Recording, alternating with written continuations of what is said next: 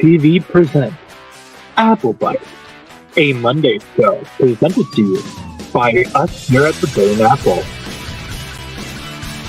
With your hosts, Rafael Tavares, Nathan Booth, Leslie Spray, aka Sister Slayer, That Guy, and Karen. This is a weekly show, so don't forget to hit that like, comment, and subscribe. And you can see us every week, including this one. So now, let's get, stay with me now, in. Of course, there goes Nat on his little tangent. What do you mean? That was recorded this time. What are you talking about? Yeah. Well, we all know how it sounds in the beginning. Of course, we have our friend here, Anthony Rella.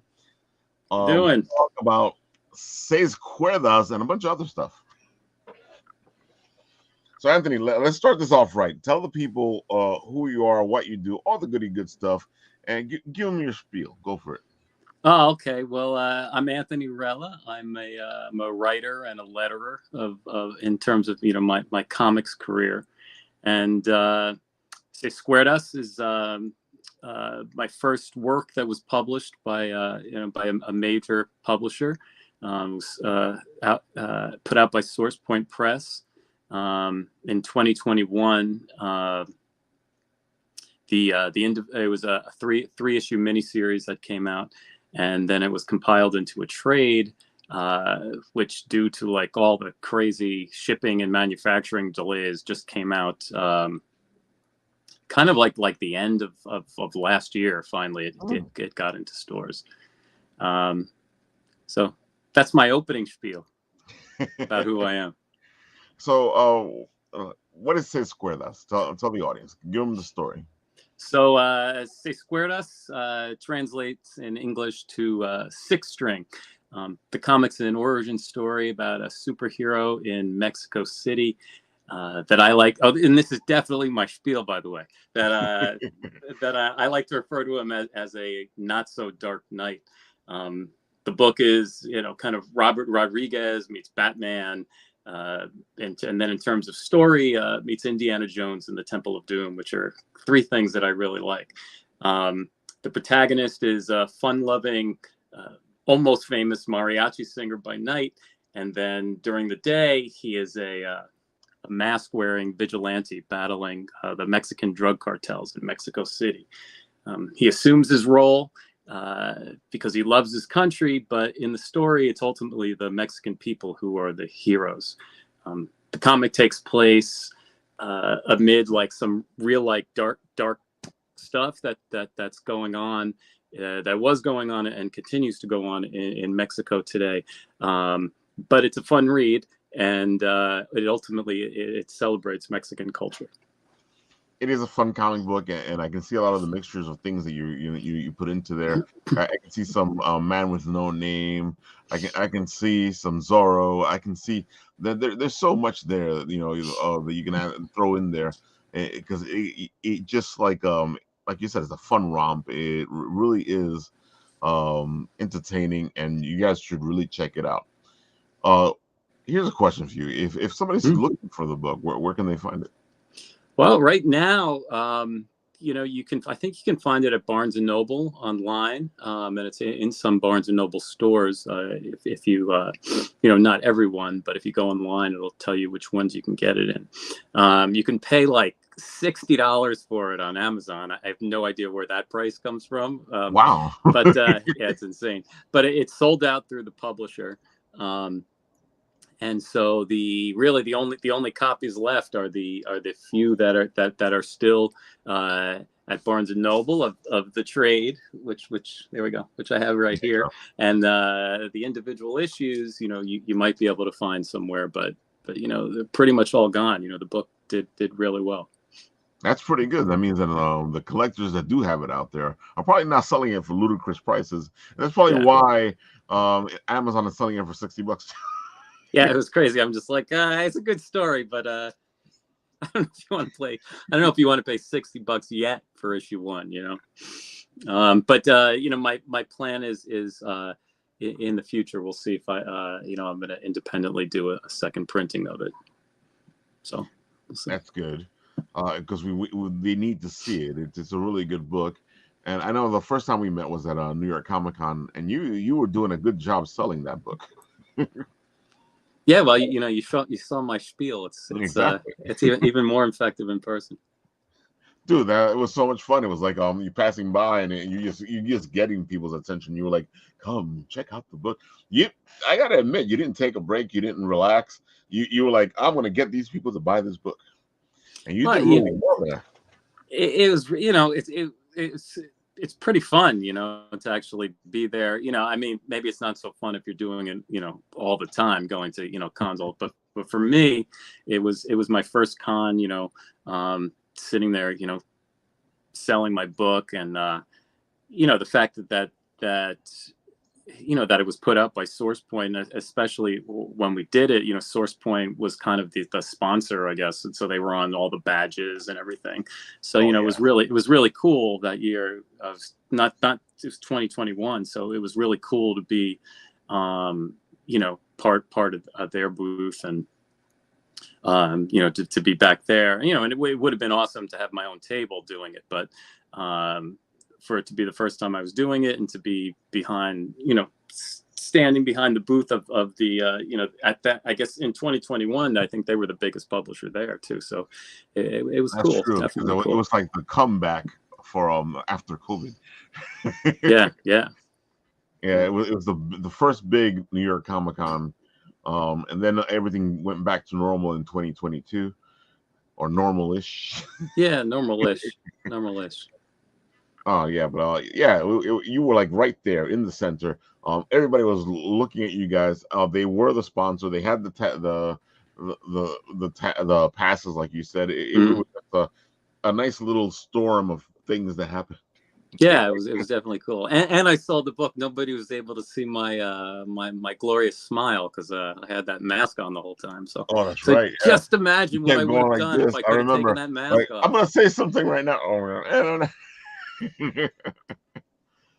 so how did you end up taking your book to SourcePoint Press? You know, what's the story there?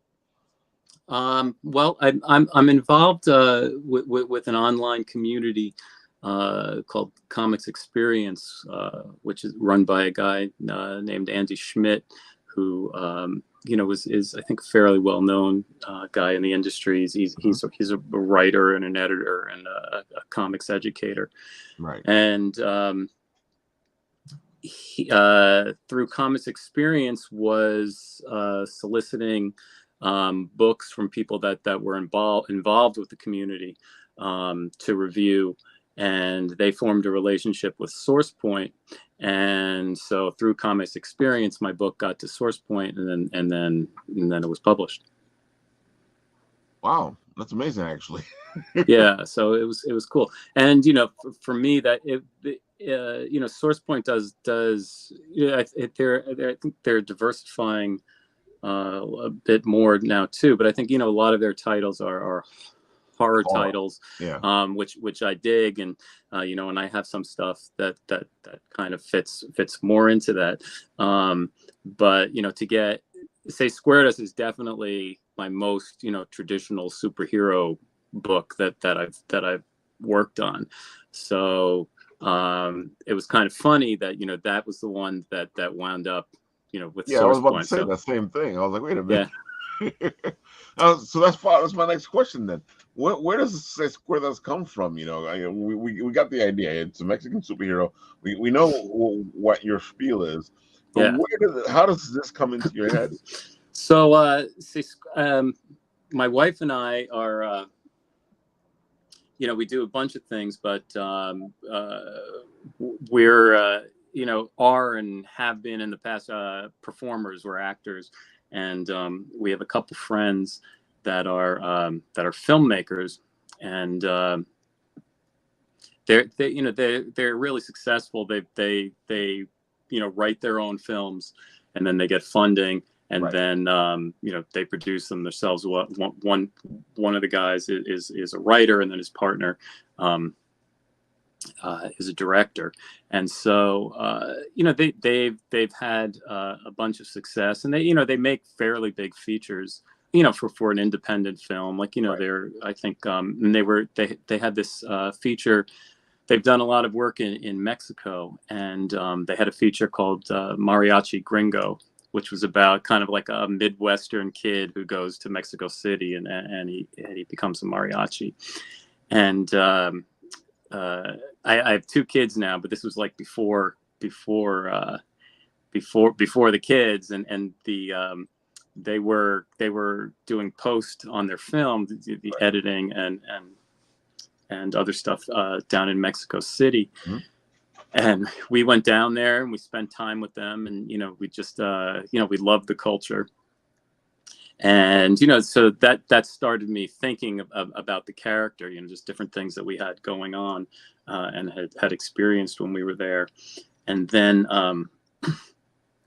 I guess this was really, I guess, before I had really ever written a comic. I've always read them, but I hadn't actually written anything. Mm-hmm. And for my birthday, my wife got me a continuing education class with Dennis O'Neil. Wow. Which was crazy because, it was like, I knew who Dennis O'Neil was, but it was like at the time I wasn't like quite so up on like who everybody is, you know what I mean? So I think when I took his class, and I didn't really even realize, Wait, before you continue, for awesome those of us who may not know who Dennis O'Neil is. I knew you were going to say something. Go ahead. Well, he passed away recently. Yes. But he was he's just like an icon, really. I think in the comic modern comic industry. Mm-hmm. He worked for both DC and Marvel, but he did a lot. I think he's really well known. He did for DC stuff. Yeah, for his DC stuff. He did stuff with like Green Lantern and Batman and. Yeah. Dude, he's fantastic. I love his stuff. Some of my favorite books are Dennis O'Neil books. Yeah, so I mean, and he did, very, it was back in the time when he was kind of like a hippie-ish guy, I think, working for DC, and his stuff was very edgy for the time that he was writing. It was, yeah. But so I took this class with Dennis O'Neil, and the final assignment for this class was to write, to choose like a established character and write a story, write a full script for it. So I wrote this Spider-Man story, which is still one of my favorite things I've ever written. It was about it's basically like Peter Parker gets taken in by like this scam, and he rents this place in Mexico City, which is like, it turns out to be a dive, and all these things go wrong. And he winds up in like fun. Yeah. Well, he winds up in this situation where it's kind of like there's like a supernatural element to it. And basically while he's in Mexico City, I wrote Seis Cuerdas into the story as like, he was like this superhero that was kind of appearing at the time, and right. And he just gets involved in the story. And I think at the time he was actually called Mariachi, which the publisher made me change because they were like, everybody's going to think they're going to confuse it with El Mariachi. Exactly. And it's cool because I like Seis Cuerdas, so I would never have come up with that name otherwise. But that's how, that's where the character came from. And that's then, an epic story, though. Yeah, I mean, that's where I was not expecting you to go, well, Dennis O'Neil. I'm like, damn. Yeah. Oh, but this is actually cool, and I can say this. Like I've got it somewhere in my emails. It's like he critiqued the story, like gave me like my final grade, and he was right. like, this is professional level work. But like he loved my Spider-Man story. So there you go. That's a big accolade right there. Yeah, well, so that was pretty cool. So, but that was the start of Seis Cuerdas, and then I think I just started at some point. I was just like, I like this character, and then I just started doing some research, trying to think of what kind of story I could develop for him. Right. And then, the story that it wound up being, kind of came out of all that. Oh, and I think one of the thing was, I read, there are two reporters in the story, and it's obviously it's very perilous for reporters who are reporting on the drug war and cartels. Oh yeah, And they get in the way of that stuff. They get killed all the time. Yeah. Yeah, so there's an actual blog called the Blog Del Narco, where people do what the two reporters in this story do. They, their identity is hidden, and they report. And so there was a book that they put out, and I read a lot of excerpts from it. But I mean, that's like serious stuff. It's like, you can read it, and but it's like, it's not for the faint of heart. But But you do a good job at bringing in all those issues that are like Mexico is having at the moment. With Yeah. crime, with the drug cartels, with all that. You do a good job of bringing it in. So Thanks. it's because sometimes people go, well, I'm gonna set it in Mexico, and then they don't really capture the place. You know what I'm saying? Yeah, well, I mean, that was definitely the trick to it. To have it's a fantasy story, obviously, but you're doing something like that, and it's cool to be able to, it's cool to be able to steep it in reality. But then at the same, once you start doing that, you have to make sure that you're being respectful of what the reality is. Yeah. And certainly, with the tenor of America today, definitely don't want to put something out that's going to, reflect any negative stereotypes there are out there from, ignorant people who are thinking that way. So, I'll give you credit. You did a good job with that. Yeah, no, it was tricky. I spent a lot of time, really, trying to weave in, the real elements, but at the same time, make sure that it was, that everything was, worked. And then, it got really, when I first started writing the book, it was like, it's like generally like the stuff that I write. It's like when I think of something that I think is funny, that's like the biggest enjoyment I get. Like I write a scene and like there's something that cracks me up. And a lot of my wife is like my best critiquer because, she'll tell me when something blows, and a lot of times I'm like laughing and she's, she has no idea what I'm talking about. She's like, what? But, this, that's the stuff that kind of like fuels me. And my initial drafts of this comic were there, there wasn't a lot of humor in it. I think because of the subject matter.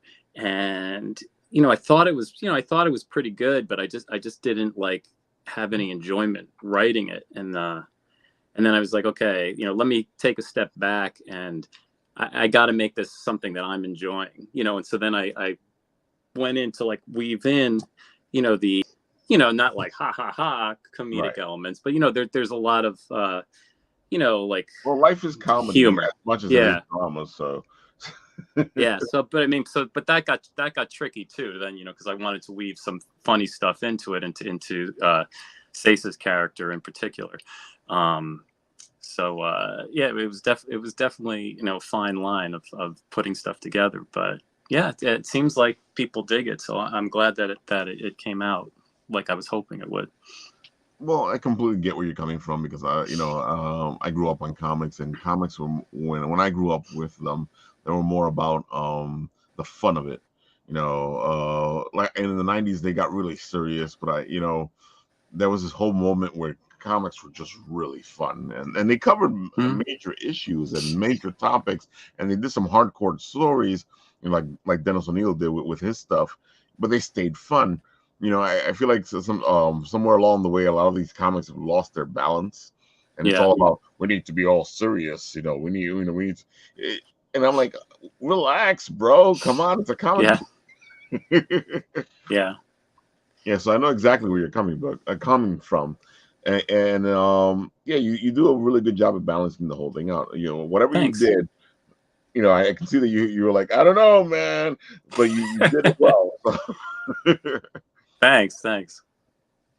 So now that you just say Squares, and we were talking about the fact that you were surprised that's the direction that you went with Source Point Press.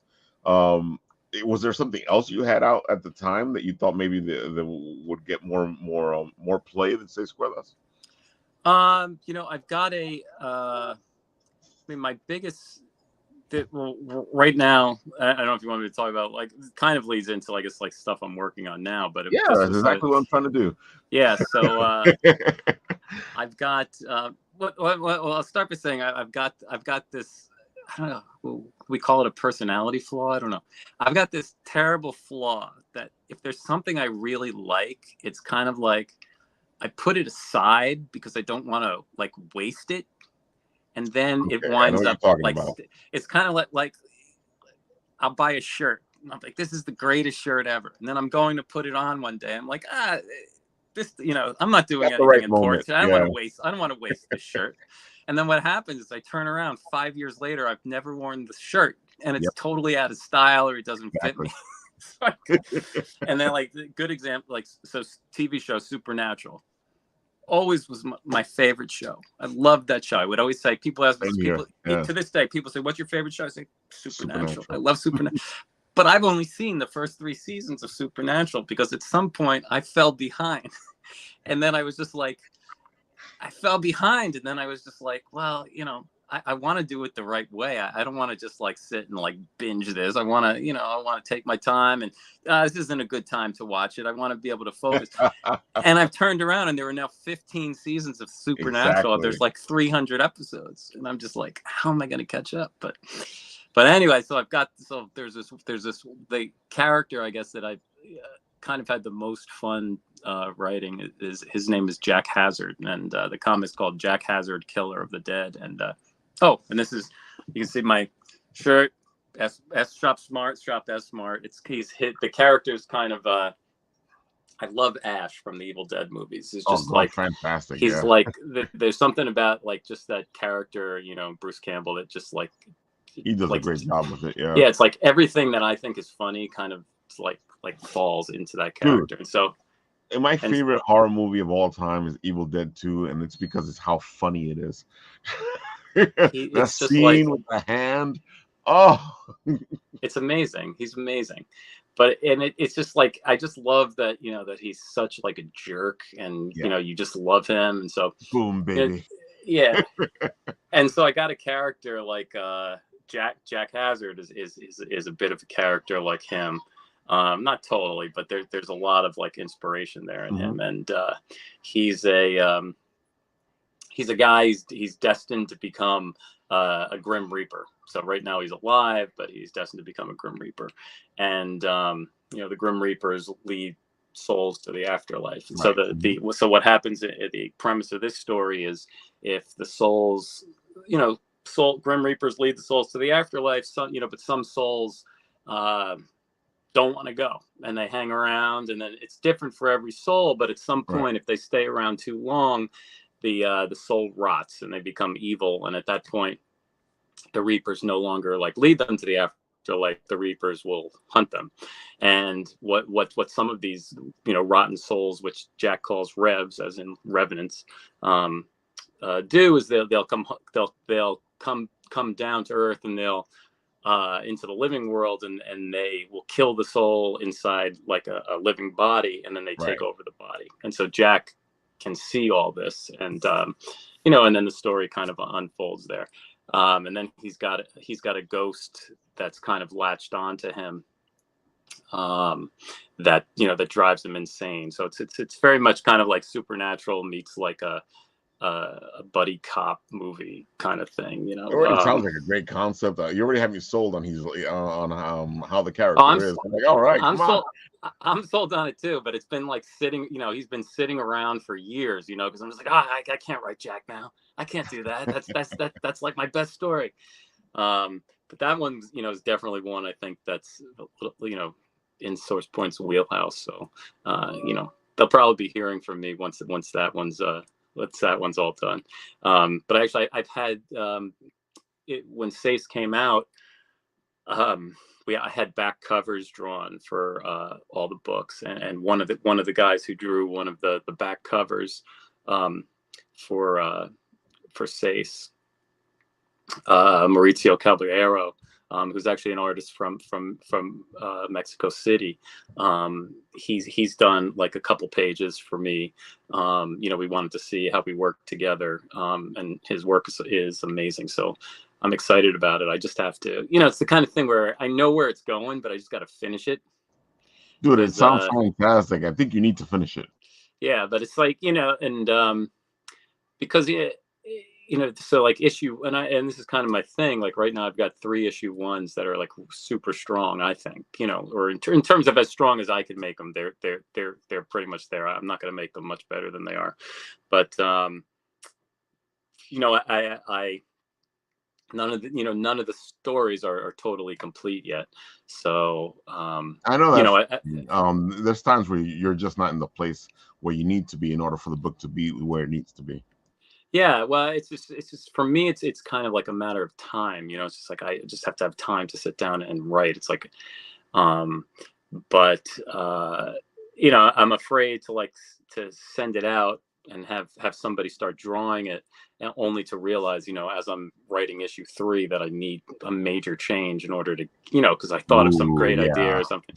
So I've seen that before. Yeah, so I'm trying to finish that one up right now, and I've made some good progress. I mean, you probably know how it is, like when as a writer, it's just like sometimes like you don't really know how you're going to get somewhere. And then all of a sudden you sit down one day and you write like, yeah. There's pages. days where you sit there and you're like, what the hell's going on? And the next thing you know, there's days where you write a whole freaking novel in one shot. Yeah. So so I got Jack, and then I got another story called Garbage Boy, which is about an Italian American kid from Staten Island who sees the wrong thing, with some gangsters. He winds up getting thrown in some trash with toxic waste, and he turns into, a superhero beastish type character, and then he winds up battling the gangsters. It's kind of like Stranger Things meets The Sopranos. So I like that. That one was that book started out as like really like foul language, because it's pretty much like if I'm watching something and someone's like cursing, and it's like it cracks me up. It's like there's it's like the character on everybody's watching Ted Lasso now. Yeah. And I had never seen it. My wife and I just started watching it like a couple weeks ago. But there's like, I guess like Roy is like the guy who like curses, like every word out of that guy's mouth just makes me laugh hysterically. So I was just like, the first draft, like for a long time, like Garbage Boy, the all the gangsters were just like foul mouthed, and I thought it was so funny. And then at some point I was just like, I want my kid to be able to read this book. So so I changed it, and but that book's coming along now. There's a lot of funny stuff in that book, so it's fun for me. And I'm Italian American myself, so I don't feel bad making all the gangsters exactly be a bunch of boneheads. You're the one that can get away with it. Yeah. Well, it was just like I was like you say Cuerdas. I'm like, I got to be careful, and this has got to be respectful. But I figure Italians, it's my people. If I want to make them look like idiots, you all can make fun of them. Yeah, I make fun of them. And then like the other issue that I have written is called The Last Wizard, and that's it's kind of like it takes place during World War II, and it's the world is inhabited by Tolkien-esque beasts. So it's as if like the world of Tolkien just continued into modern times, and but magic is gone. Magic has disappeared. The last wizard died like 500 years ago, and the Nazis are winning the war, and the allies find a guy who it turns out may actually be the last wizard, and so they're going to use him to gain a foothold and give the good guys a chance in World War II. So well, that makes sense, especially because Hitler and his guys during the war were as much as they didn't like all this stuff and religion and all this stuff, they were still going for those supernatural weapons, like the Spear of Destiny and all that. So you have a lot to play with there. Yeah, no, it's really cool. It was funny because when I originally, I wrote this, I had like an original draft of the script, and I had the lead character was an African American soldier, and it's like I had written it, and this was like a few years ago, and then and then there was this movie on Netflix called Bright. Which was like, it was a pretty good movie. It was like starring Will Smith. Exactly. And it was funny because like the character in my mind, like I described him as a Will Smith type character. And then it was just like, but and it was in present day, but I mean, it was that kind of like concept with, with fairies and all this stuff like kicking around. And I saw that, I was like, you've got to be kidding me, But if we're gonna be truthful here, it's not completely your concept. It's a little different, and the fact that it's a modern take on it, kind of, and yours is a World War II take on it. That already like puts it in a whole other place. Oh yeah. No, I mean it is different, but just on the surface, And when I know what you mean. I get that all the time when I see something that I've been planning, and I'm like, you son of a. Yeah, but it was actually, but I mean, it wasn't even like, it was some other actor. It was starring Will Smith, who was like in like, page 1, panel 1, a Will Smith type, picture a young Will Smith. I was like, oh my God, you gotta be kidding me. Yeah, but fortunately, I mean, as far as I know, like I don't think people liked it that much. I liked it. It did well. I think they were supposed to do another movie, but something happened. I can't even tell you what it is. Yeah. But anyway, those are the big ones. Those are the big ones I've got done, and then that's pretty decent. And it seems that you're hitting a lot of different notes there. Yeah, it's the it is. I think there's a common. I think Seis is probably the most different from any of my stories in terms of in terms of tone, but I think there is like a common thing, the common thread through my writing that if all this stuff ultimately gets produced, people will be able to say, oh yeah, that I could see that's Anthony's book, they'll know about it. So the issue now is not only me finishing it, but then when able to afford to finance it. Yeah. So I know the feeling, believe me. And that's why like when you get chances like when Source Point did for you, it really helps out. And people, I don't think people understand that it's way more complicated to get a book out than people think it is. Oh yeah, I mean, honestly, with that deal, I had, and I think it works this way with for a lot of indie artists, is you give them the book and then they distribute it.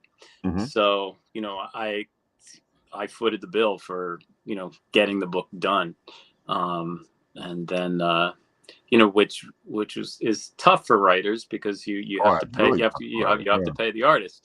So that's why it's taking me as long as it has to get my book to where it is now, and it's still not even finished. So yeah, so I mean, it's really tough because it's even if you're, I think a great artist can save a terrible story, but like the wrong artist, not even a bad artist, can destroy can destroy that a good story. Relationship between writer and artist, like you're saying right there, is really important.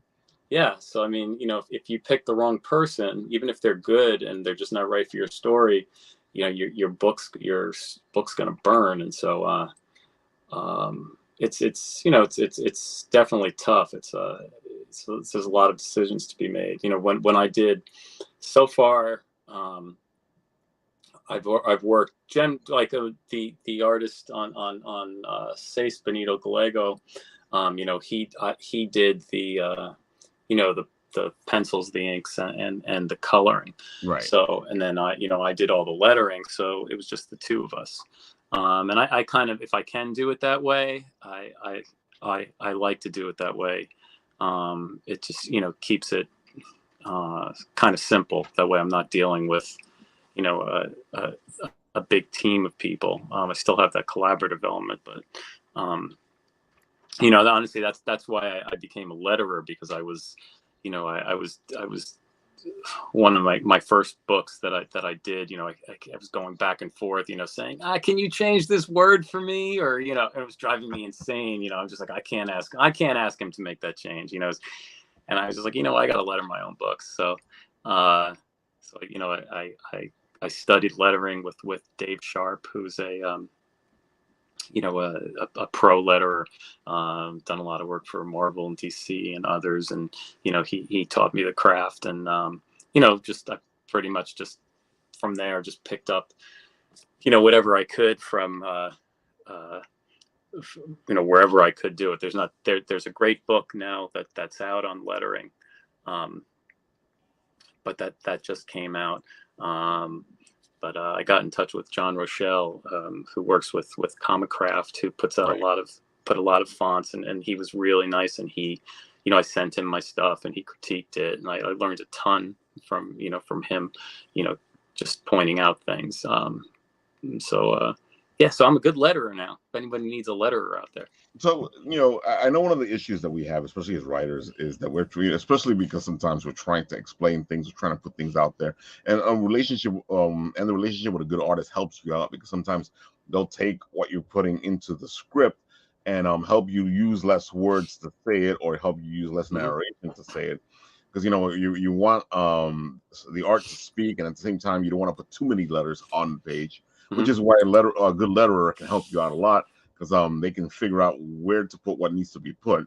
And now that you can have an idea of both, does it change your script writing? Absolutely, 100%. It absolutely does, because I'm definitely, I think as a writer, you want to think of an economy of words, and that's stuff you should be thinking of anyway. Exactly. But when I'm like looking at one of my pages, I'm definitely thinking, okay, this is going to be a really big balloon, or or how am I going to fit this in the action? And I don't really need this to be said. So yeah, 100%. And I think, I think a good writer is going to think of that stuff anyway. But I think when you actually are, a working letterer, I think it definitely 100% helped me. And I think any writer who really learns the craft of lettering, I think it'll help your writing too, because you really become cognizant of what's going on in the page. It's because I'm thinking, it leads me to, you're thinking visually about the picture, but then I'm thinking visually about where the letters are, how they're going to fit in, or exactly. this sound effect, and like I said, any writer who knows what they're doing is going to be thinking about that. But I think the experience of actually doing it, knowing how to do it, makes it more acute. It makes it. Yeah, it definitely makes it more acute. You're actually, like you say, you're picturing the art, but at the same time, how's the lettering going to go with this? And you're right. Like I was just working on a contest recently where I got together with an artist to do to see if I can get this little snippet of our book into somebody else's book. And I'm sitting there going, okay, and I had this long chunk of stuff, and I was like, I can't do that. That's not gonna work. Nobody wants to sit there and go, oh look, it's a whole panel of writing. So I have to figure out how to break it up, how to get rid of some of it, and maybe put some of it so the art can say the story. It's an interesting process. Yeah, and I mean, also, sometimes if there's a page that I'm working on that I mean, it definitely helps in terms of, thinking, okay, every panel's got to be moving the story forward. And do I really need this panel, or do I really need what's being said here? Right. With the visuals, the visual gonna say everything that I need to be said. I started off with a different thought there, but I kind of lost the thread of what I was talking about. Absolutely. But what I was going to say is, sometimes if I've got a lot of text on a page, and it usually is going to happen if there's like action, and then it's definitely made me a lot better too in terms of, when I've got action happening, there's definitely an economy of words. But sometimes I'll even go in and I'll mock up a page. I'll think about what panel layout will work, and then I'll actually go and I'll make all the balloons and the sound effect, and I'll put it on the page so I can see, okay, so if there was this, if if I want to fit all this stuff on the page, how much of this is actually going to be taken up by, with the letters. And I've done that a few times, and I sometimes, and then I'll give that to the artist. If a page seems particularly crowded, I'll say, here you go. I mocked it up. Just so, you don't have to follow this, but sometimes I want the artist to know if a page is crowded, that I haven't just said, here you go, make it work. I like to show them that I've done my work and have actually, I know it's crowded, but, I've considered and I've taken the time to see, okay, well, you may be able to come up with a better way for this to work, but at least right. I'm showing you that there is a way that will work. So, that it's definitely helpful to be able to do that. It's always good to because we sometimes, especially as writers, we forget we're going to be working with the artist. Sometimes it's easy because you're telling the artist, okay, blah blah blah blah.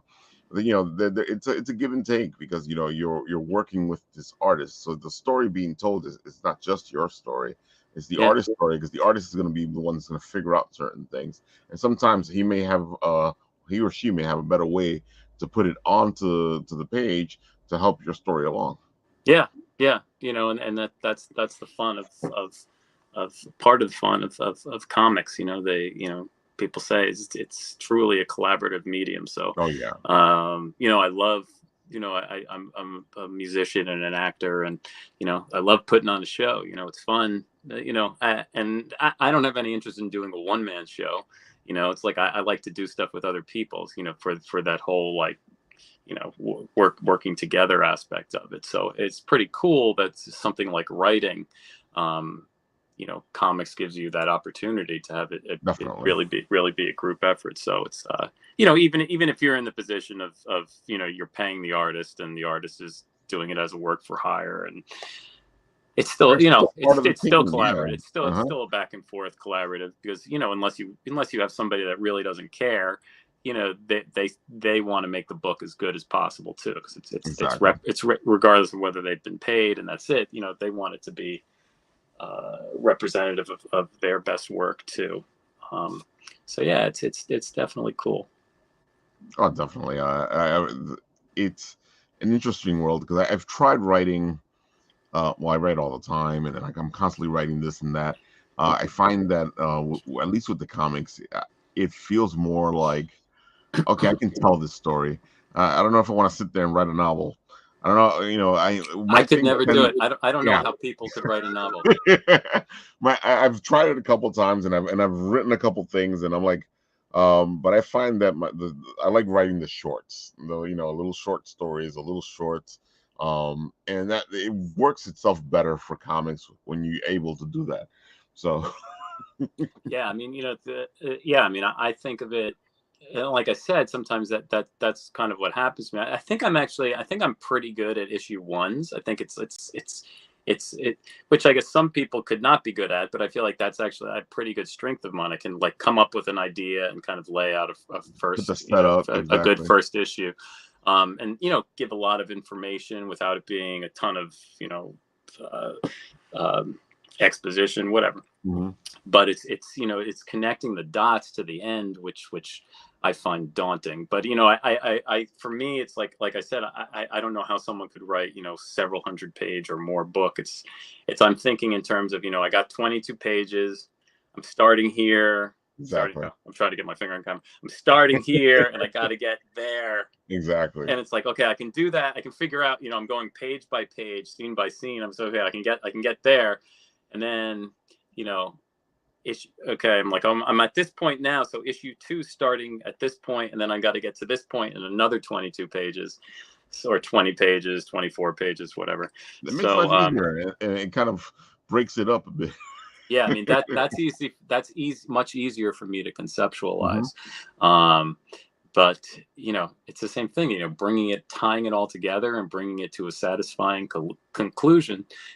That's why there's a lot of even multi-million-dollar things out there that aren't very good. It's just not easy. It's not easy. It's not. People always always bugs me out when fanboys are like, oh, this and this and this. I'm like, I understand where you're coming from. I understand the passion you have for the thing, but sometimes the ideas that you guys have won't work. Especially if if you start looking at the breakup of the hero's journey or whatever you're trying to do with the story, you need it to flow in a certain way. And you just can't jump here and there because it's not going to be the same thing. Yeah, well, I was saying like my wife is like my best critic, but she'll read something and she'll tell me something's bad, but then I'm just like, I'm like, well, what do I do? And she's just like, I know it. I can tell when it's bad, but I can't tell you how to fix it. She's like, you got to fix it. That's your job, is to fix it. I never said I could fix it. I can critique it and tell you what's bad. And I was like, all right, that's true. And we need those type of people. It always bugs me out when they give somebody something to read and they go, "It was good," and I'm like, "Okay, what was good about it? What did you like? How And they're like, "I don't know," and you're like, "Yeah, dude, come on." Well, yeah, I mean, but sometimes I'm like that with like a film, I'll watch it and say, "What did you think of it?" It's like, it was good, It's like, but then it's just like, if I try and like analyze it, I can't really tell you. And then I start thinking about it, like, well, maybe it wasn't so good. I liked it. I liked it. That happens to me all the time. People will, people are like, "Oh, so what? Did you like the movie?" Yeah, it was pretty good. I liked it. I'm like, "Oh, so why?" I'm like, you know what? No, I just liked it. I'm not breaking this thing. I think maybe, I don't know if it's human nature though, but I think sometimes it's easier for people to say why something was bad than why it was good. Yeah, I've seen that before. People go like on whole poetic waxing, and I'm like, and then anytime something's good, it's like, it was good. I'm like, okay, what was good about it? Well, the thing that I can't figure out too is like, sometimes you see, and I was talking about my wife critiquing me, whose name is Bridget. We'll call out for Bridget, so I don't have to keep saying my wife. I sound like an old man. But we'll go see, we'll watch stuff that we don't think is good, and then but then we say, okay, but if only this was changed, and you come up with like these things that seem pretty simple that you think would then make it like really good, and you're like, well, if that's the case, why, if we're seeing that, how could that not be seen? But I think it's conceptually, you don't know really what's going on. You don't know what ended up on the editing room floor and what they had to cut for time and blah, blah, blah. Because we all know that especially when it comes to comics and film, you start off with this and end up with this, and sometimes because they do that, they cut off pieces that they should never have cut. Or they add stuff that doesn't make any sense at all, and you're like, where did that come from? Yeah. Well, let me ask you, because I don't know that. Well, this may be a non sequitur, but I don't think so. We're talking about comic books. Where are you? Because I find it's like really interesting. But like, where are you in the whole like new like James Gunn DC thing going on? I feel like he has an idea. He has a story. He has an idea. He has a vision, and I can tell that he wants to go in that direction. And I did like what he did with Suicide Squad. It worked. I've liked what he's done in the Marvel universe. So I'm like, okay, let's give him a chance and see what he does. I feel like the fans jumped on top of him without even knowing what his plan is. So I'm like, okay, let's wait and see what he does. You can't really jump on top of him. It's just that they're upset that he's getting rid of, which you never said either. So it's kind of funny, because he's coming in and he's actually in a place where if he's going with Flashpoint, he can actually play around with things for a bit until the universe becomes settled. So he's in a good place, actually. And the fact that he's actually decided Elseworld is part of this world, which means, what ifs. Yeah. I really feel like, you're in a good, and if he's going toward Flashpoint, where it's different parts of the multiverse until it settles into the one universe, you got so many things you can go. Well, that wasn't part of the main universe. That was something else. Yeah. So I feel like he's in a good place. So let's see what happens. What do you think? I think of like all the like Zack Snyder. I was an extra in on Man of Steel. So my friends who did the film in Mexico. He doesn't do too much of it now, but he was like a background casting director for big films, and he was on Man of Steel, and he like called me. He's like, they were shooting in Chicago. He's like, hey, you want to be a Man of Steel? I was like, absolutely. So so I flew up to Chicago, and I was in the scene when I guess it was like that big last fight, and they're like around like the train station. Okay, yeah. And I spent the entire day.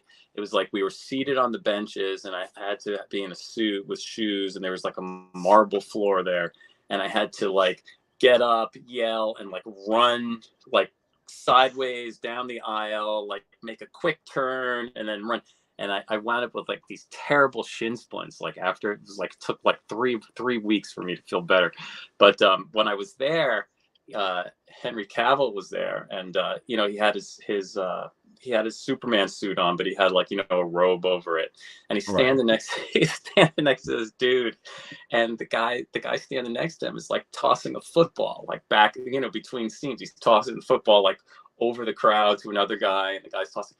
And I'm like, who is that guy? I mean, what is he thinking? He's that ball could like hit Henry Cavill on the face. I'm like, what a jerk. And then I found out that it was Zack Snyder who was the one standing next to him throwing the football. So I was like, well, I guess he could do it. But I fall into that camp that the Superman snapping the neck just was. That was like cross the line for me. It's not, it's not. It did cross the line, yeah.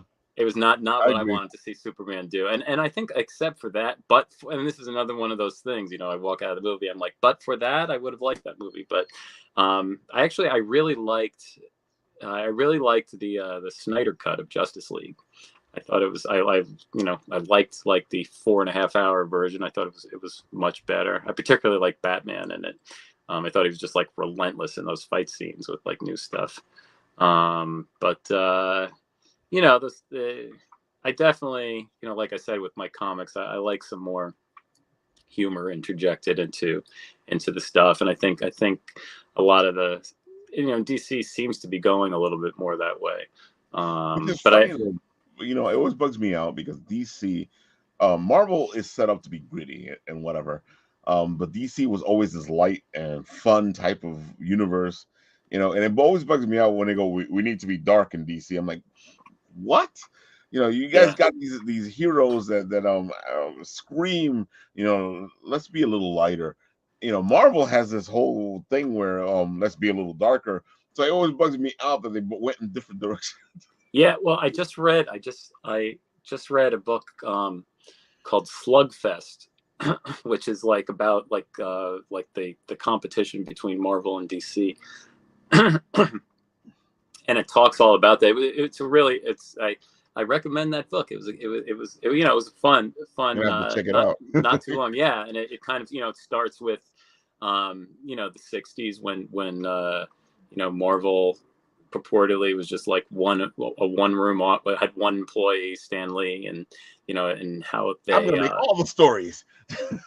Yeah, but it goes through like the competition between the two companies at different times, and it seems like it was basically what you were saying. Like Marvel started and it was like gritty, and DC were like a bunch of old white dudes telling the same stories, and they kept trying to catch up to Marvel, and it was just like, you know, all their attempts to be more Marvel like, you know, and how they kind of crashed and burned. And then but it's really interesting. There was a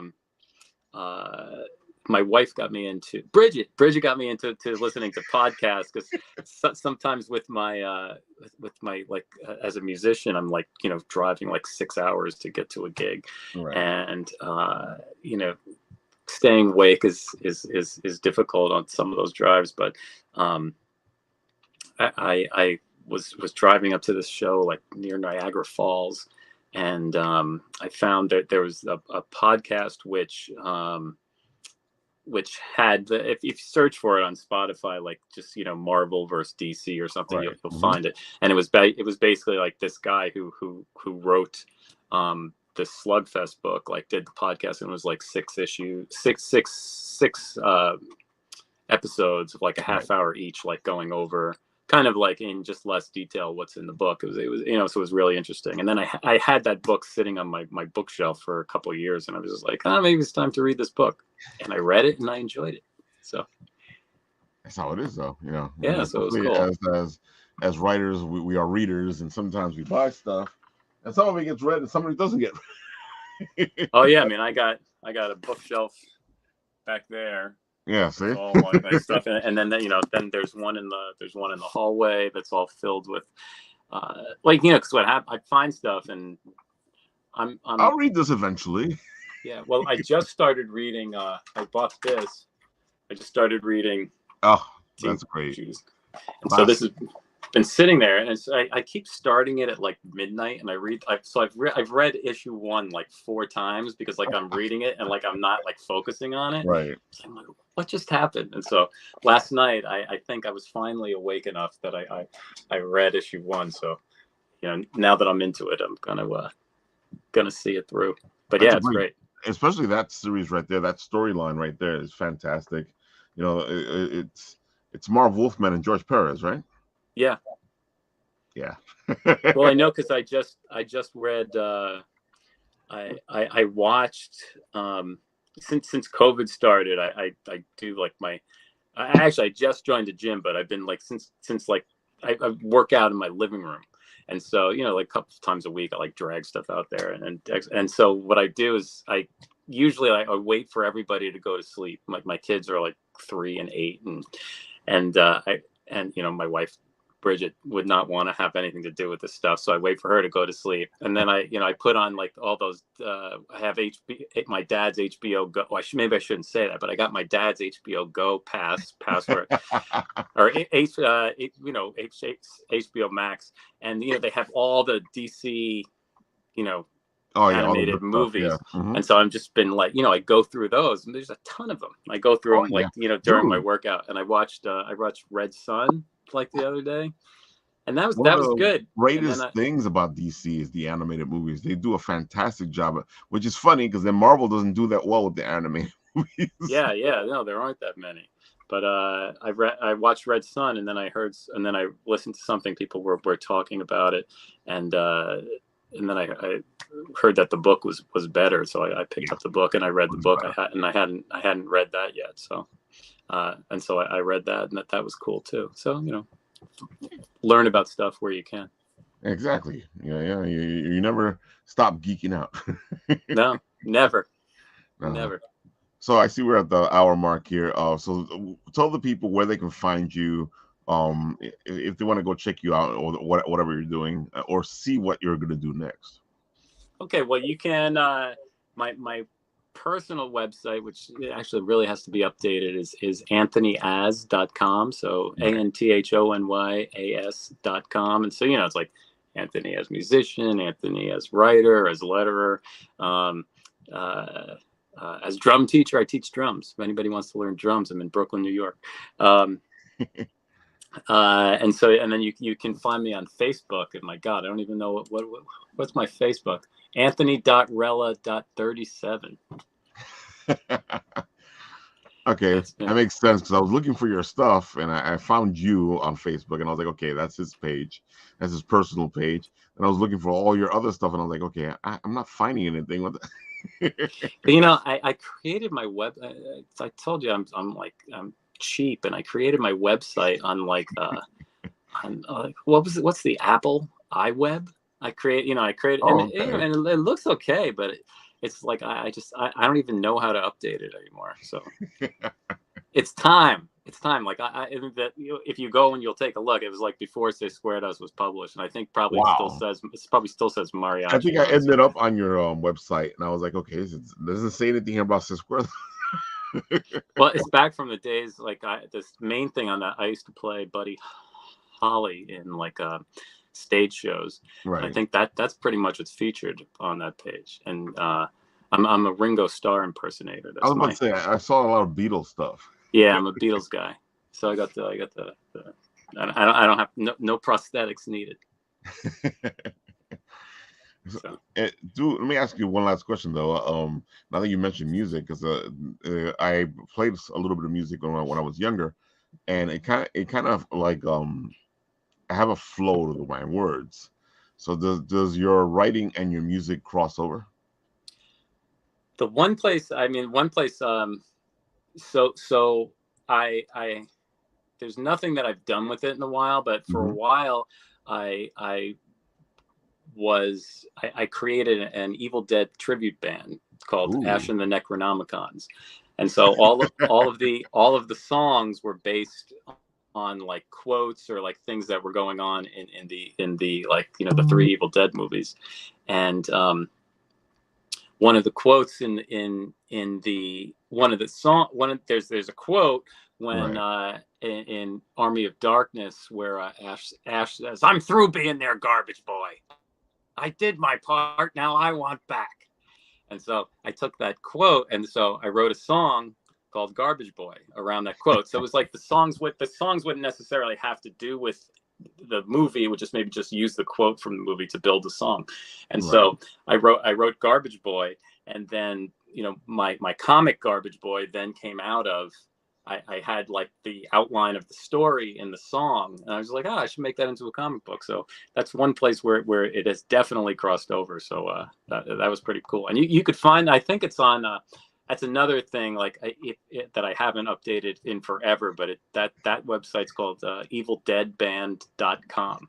And if you look at it, the website's pretty funny. There's like some funny stuff on there, but including a picture with me and Bruce Campbell, which is pretty funny.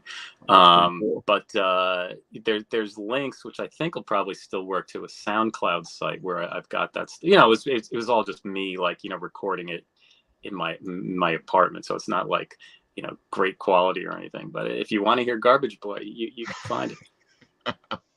There you have it, folks. Go check out Anthony. He does great stuff. If you can find it, you should pick up Seis Cuerdas. It's a really good book. I can't say enough about it, and you can feel his passion in it, and he does a good job at making this Mexican superhero. Thanks so much. It's great to be on. Oh, definitely. Of course, folks, remember, let's put this up over here. Designated from Mark Torres is still going on. He's doing pretty well, but he still needs to get to 2,000. So let's help him out. He's at 1,039 right now. He's using Crowdfunder to get it done. He has 16 contributors, 12 days left. This site is really easy to use. You can come on. You don't even have to log in. You can buy the book without having to log in. And remember, with Designated, you're pre-purchasing the book, so the money will come out of your account right away. But do yourself a favor, go check out Designated, and come back on Wednesday for the Written Writ, where we'll release part 4 of the radio play that Mark Torres and League have put together to showcase the book. Designated is a great book. It's 30 years in the making. Let's help Mark Torres' dream come true, because hey, we need to help each other raise to the top, and the best way to help each other raise is to support. Amen. Just a man made a radio show, ran it for 20 years just to make this book. Exactly. Yeah, his whole Mark Torres' story is that he wanted to make Designated happen. You should save it for him to say on Wednesday, which is the reason why they should come. or perhaps watching the very last story stream. directly from Mark Torres, who will be here on Wednesday with our special guest host, Kate Fox from the Kate Fox Show. And of course, Dennis Knight will be here talking all things Pronto and all things Dennis Knight. You're saying this is happening when? Wednesday, 10:30 p.m. Eastern time for the written writ. This Wednesday? A reason for them to subscribe and like and follow us and keep up to date on all of our stuff? I don't know what the subscribe thing is and like thing. It's all gibberish. But yes, subscribe, hit the subscribe button, hit the like button. It all helps out. It helps us do the show for you. And we can do things like we did this weekend where we went to a Big Apple Con and had a lot of fun. Helping out Izzy do his thing. Were you able to watch Izzy's show earlier? No. Yeah, I was on 4 of Izzy's shows consecutively. I think I deserve a break. I kind of missed it, but I was getting ready for today's show. So but we were with Izzy all Saturday. So I think we had a lot of Izzy. But folks, Izzy does a great show. He does a pull list. It's at 6:30 p.m. It comes on right before our show. So go check out Izzyverse. Join the Izzyverse because Izzy is a lot of fun. Anything else, Mr. Nathan? The usual floof schmallow. Floof schmallow. Well, do your talking while I pull floof schmallow up. So here are words strung together by an accord until an image is displayed on the screen. Because as you all know, the best way to communicate with the youngest people is to establish random words and buzzwords like Mr. Beast, Beast, Fortnite, Dragon Ball, and Floof and bunnies. Look at this. Wow. Ooh, wow. Egad. I have never seen art read and watched like this. This is not a script created by the infamous ChatGPT. Oh boy, do I have excitement for seeing Floof content on my screen. I want to subscribe and give likes to all of the Floof that have appeared before me. This is amazing art. Ooh, wow. Ee. Like and subscribe for more Floof content on TikTok. Keep an eye on Floof. This is her collaboration with Bitsy Tandem, our other friend. They did a great job of putting these pins together. A nice mixture of Genshin, yeah, and Pokemon. It is she did a great job at this, and she's also working on a couple of other secret projects. And maybe you'll see her at a convention soon, right, Mr. Nat? Most likely. All right, folks. I think. I need to mention, of course, one last thing before we go. Of course, Phil Russert is still doing his Kickstarter, Withered, which is a fantastic little book about angels and demons. And it's not your usual angel and demon book, but go check it out. It is a great story. He does a good job writing it. It's at 1939, 47 backers, 3 days to go. I can't say it enough. I read issue 1. It is a great read. You have to check this out. Go support it. The best way to help the industry out is to support indie creators. And Phil does a great job of putting a story together. I think that is our last thing here today. I do know that our friend Kat has her Kickstarter up for like Father Like Daughter, and of course Phil, the other Phil, has his Kickstarter up for Haunting. Go check both of those out as well. And I think that's everything, right, Mr. Nat? Until Jordan gets back. Yeah, well, Jordan's over here. He said, "Woo, Source Point." And he also said, "Also, sorry, I'm having to miss out tonight." You're not excused, Jordan. You're not excused. Yeah, who else will say about all the other Source Point Kickstarters that are launching this week? Oh, that's right. Go check out Kickstarters from Source Point Press. There are a bunch of them out right now. I do know Scully is still going on. And Scully should be ending. It should have a couple, like what, 2 or 3 days left, I think it is. Probably, if not hours. That is true. So go check out Scully. It's a rocking little pirate type comic, and you just guys have to check it out. It's a lot of fun. All right, folks. So Anthony, do you have anything else to add to this? No. I was given 3 rules not to break before the podcast started. So you could do it right now. You could do it just I as know. he presses the button. I'm gonna leave well enough alone. Just keep my mouth shut. We're gonna leave it a high note. Yeah. I don't think I've cursed either today. Not that I can remember, anyways. All right, folks. There you have it. Of course, on this show, when the show ends, we do a little something different, which is we actually have a ending thing that goes like this. Boys, thank you all for coming and joining and watching with us. We'll be back next Monday, but don't you have to worry. You can go watch the next episode on Wednesday. Follow, like, subscribe, and everything else. YouTube, Twitch, Instagram, Facebook, and whatever else you want us on. And remember, if it's not Goya, it's not the best.